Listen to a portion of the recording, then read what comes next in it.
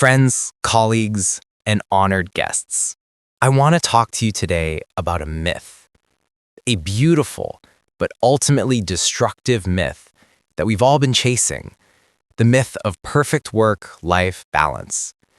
We see it depicted as a perfectly weighted scale, where one side holds our thriving career and the other our blissful family. We spend our lives trying to keep that scale still, and the moment we lean into a big project, we feel the weight of failure at home. If we take time for a family emergency, we feel the anxiety of a demanding boss. We are told we must divide our time equally, and we end up feeling divided ourselves. But what if the scale is the wrong analogy? What if we need to stop thinking about a perfect balance and start thinking about a healthy blend? Let me tell you a story about a set of balls. The 5 balls of life. Years ago, a successful CEO named Brian Dyson gave a speech where he used a vivid metaphor. He said to imagine 5 balls you are constantly juggling: work, family, health, friends, and spirit. He said that you must understand that work is a rubber ball. If you drop it, it will bounce back. You might get a reprimand, you might miss a deadline, but eventually you can recover.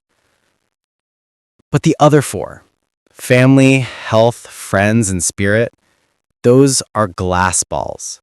If you drop one, they will be irrevocably scuffed, cracked, or even shattered.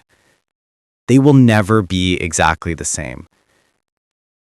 When I first heard this, it hit me like a revelation. I had been unconsciously treating my family like a rubber ball.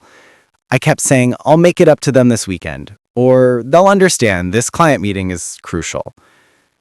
But the truth is, you can't make up for a missed first-grade play.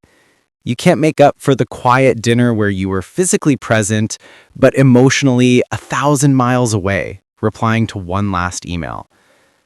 The little moments I was dropping were made of glass. A shift in perspective. Presence over hours. My change didn't come from suddenly cutting my hours in half. That wasn't realistic for my career. It came from a shift in perspective, and it was inspired by my own son. I used to rush home, mentally ticking off the remaining work tasks, trying to squeeze into the last half hour before his bedtime.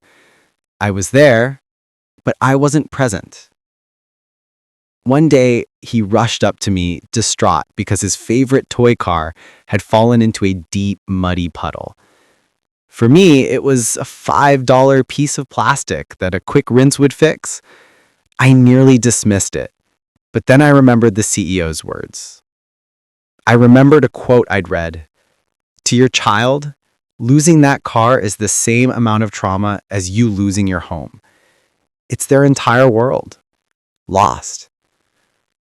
I dropped my briefcase. I got down on my knees, looked at the mud, and listened. I acknowledged his pain.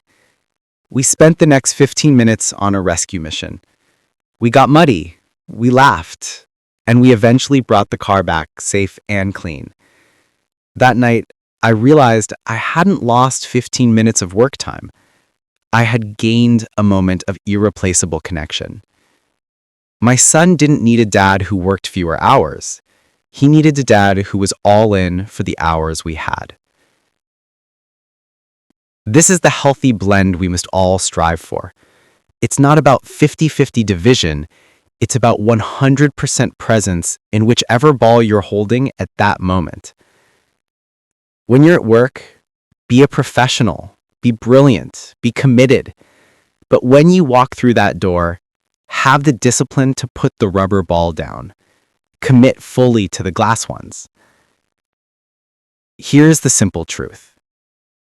Our careers give us purpose and provision, but our families are our ultimate foundation. Your job will find a replacement in a week.